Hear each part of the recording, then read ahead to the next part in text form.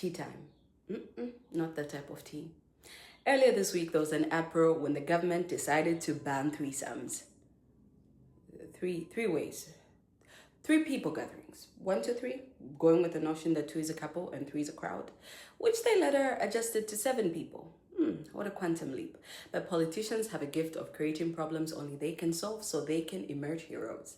This stems from the now not so popular gatherings bill, since they're now suggesting the ruler is coming, which seeks to repeal and replace the Public Order Act of 1955.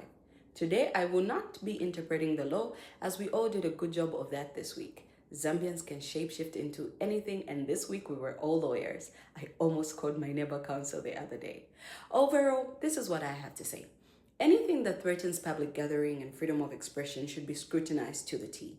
This bill shifts control from visible repression to procedural control, which is harder to protest and it's easier to justify. It does look democratic on paper, but it's just controlled freedom.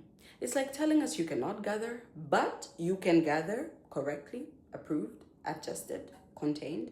We are moving from having the right to assemble to being allowed to assemble.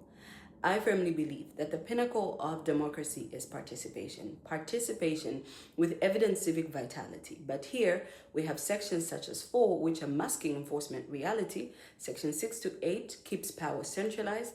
13 criminalizes unauthorized gatherings, and Section 15 is just control justice. Meanwhile, we're in the 90-day stretch leading to the elections, so dissolution of parliament is a final nail on the coffin that the lies are about to start rolling in form of campaigns shortly. Some MPs may or may not return, and we'll need to find other ways to get akachola when all this is over. Some farewell speeches included a masterclass in corruption, encouraging listeners to eat moderately. Do with that information what you may. And creating more confusion is sponsored by alliances, joining alliances for mega alliance ships. The tickets this season are just confusing all of us. But yeah, we keep moving.